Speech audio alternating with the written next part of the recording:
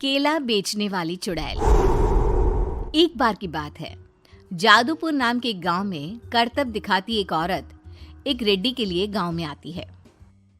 आइए आइए मेहरबान कदरदान, खाइए रोहड़ा के ताजे ताजे केले। कभी खाए नहीं होंगे ऐसे केले, पीले पीले केले खाइए। ये कहकर रोहड़ा हाथों में 4 केले लिए उन्हें सर्कल में जोर जोर से हवा में उछालती हुई करतब दिखाती है, जिसे देखकर आसपास के सारे बच्चे अपने अपने मम्मी पापा से उस औरत के पास जाने की जिद करने लग जाते हैं। पापा, ऐसा तो सर्कस में बॉल से होता है ना, ये आंटी तो केले से कर रही है। चलिए ना पापा, देखते हैं। रोहड़ा एक पतली सी तार पर चलती हुई केलों से करतब दिखाती है। आते जाते सभी लोग बाहर रुककर उसके करतब देखते हैं और वाह वाही करते नहीं थकते। जैसे ही एक आदमी पास आकर उसे पैसे देने लग जाता है, तब वो कहती है, अरे नहीं नहीं साहब, मैं करतब तो बच्चों के मन को बहलाने के लिए करती हूँ। धंधा तो मेरा केले का है। पीछे देखो मेरी रिड्डी, जो भी मेरे केले खाएगा मेरी तरह चुस्त दुरुस्त और तंदुरुस्त हो जाएगा। पता चलता है क्या कि मेरी उम्र 55 की है। अरे पर ऐसे ठंड के मौसम में कोई केला क्यों खाएगा? ये ऐसे वैसे केले नहीं है साहब, ये शरीर में गर्मी देते हैं। ठंड को दूर भगाए जो भी रोहिणा के केले खाए। पापा, अगर मुझे केले नहीं मिले तो मैं घर नहीं जाऊंगी। तभी उसके पापा कहते हैं कि बेटा, केले ठंड में कभी गर्मी नहीं देते। ये सब कहने की बातें हैं, सामान बेचने का तरीका है इनका। पर पिंकी नहीं मानती। मैं केले खाऊंगी। पिंकी की जिद के आगे नत्थू हार जाता है और उसे केले खरीद कर दे देता है। पिंकी खुश होकर केले घर ले आकर खाती है। अब मैं भी करतब करूंगी, कितना मजा आएगा। जादुई केले। पिंकी पहला केला खत्म भी नहीं करती कि वो बेहोश हो जाती है। दूसरे केले से एक काला धुआं आता है और रोहड़ा चुड़ैल बनकर बाहर निकल आती है। मेरे भूतिया केले बच्चे न खाए, ऐसा हो ही नहीं सकता। जादूपुर वालों, कब तक बचोगे? आ गई हूं मैं रोहड़ा, जिसका कोई नहीं कर सकता सामना। रोहड़ा पिंकी को गोद में उठाकर काले धुएं में कहीं गायब हो जाती है। शाम के वक्त नत्थू घर लौटता है और पिंकी को घर में ना पाकर उसकी माँ से कहता है, माँ पिंकी कहाँ है? अरे बेटा, उसे तो तू सुबह करतब दिखाने ले गया था ना, फिर कहाँ वापस आए तुम दोनों? मुझे लगा तू उसे अपने साथ मंडी ले गया होगा। हे भगवान, मेरी बच्ची कहाँ गई? मैं उसे घर ही तो छोड़कर गया था माँ। नत्थू गांव के घर कोने में अपनी बेटी को ढूंढता है, पर उसे वो कहीं नहीं मिलती।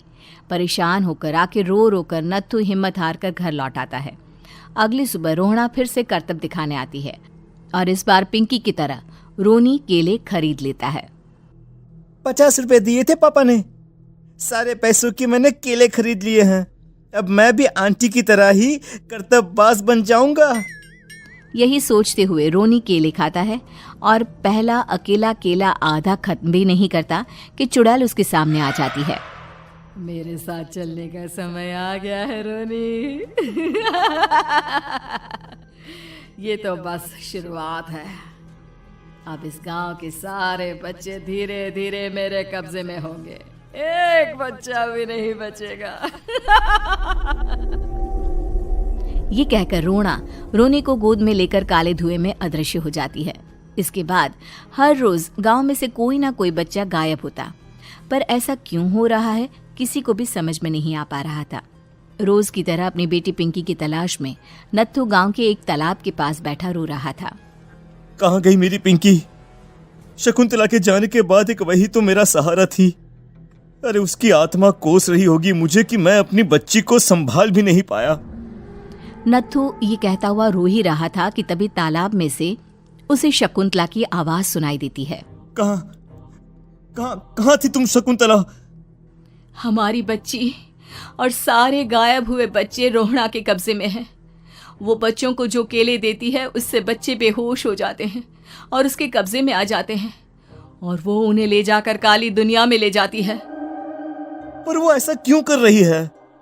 ये मैं नहीं जानती, पर उस दुनिया का रास्ता मैं आपको बता सकती हूँ। जहां ये नदी खत्म होती है वहां एक केले का पेड़ है, उसके नीचे एक दरवाजा है, वहीं से रास्ता जाता है उस दुनिया का। ये कहकर शकुंतला की आत्मा गायब हो जाती है। गांव के सभी लोग झुंड बनाकर उसी रास्ते से काली दुनिया में चले जाते हैं और वहां देखते हैं कि सारे बच्चे वहां काम कर रहे थे। पापा मुझे ले चलो यहाँ से। पापा पापा। सभी बच्चे अपने मम्मी पापा से लिपट जाते हैं। तो तुम लोग यहाँ तक आ गए? क्यों हमारे बच्चों को पकड़ लिया तूने? तुझे शिकार ही बनाना है तो ले, हम सब आ गए हैं, हमें खा ले। नहीं, मुझे बच्चे चाहिए, मेरे बच्चे के बदले तुम लोगों के बच्चे। क्या मतलब? मैं इसी गांव में रहने वाली एक औरत थी। केले की चोरी के इल्जाम में मेरे बेटे को गांव वालों ने इतना मारा कि वो मर गया। उसी दिन मैंने ठान लिया कि गांव वालों का भी वही हाल करूंगी। कुछ दिन बाद बेटे के चले जाने के दुख में मैं भी मर गई और मेरी भटकती आत्मा एक चुड़ैल बन गई। और फिर मैंने बदला लिया तुम सबके बच्चे छीनकर। बर्दाश्त नहीं कर पाए ना? सोचो मुझ पर क्या बीती होगी। हमें माफ कर दो रोना, पता नहीं ये किसकी गलती थी पर हम सभी माफी मांगते हैं। हमारी खुशियां लौटा दो, तुम भी तो एक माँ हो। गांव वालों की बात सुनकर रोना का मन पिघल जाता है और वो बच्चों को छोड़ देती है। उसके बाद काली दुनिया बच्चों के लिए जादुई दुनिया बन जाती है। अब कोई भी कभी भी वहां आ जा सकता था।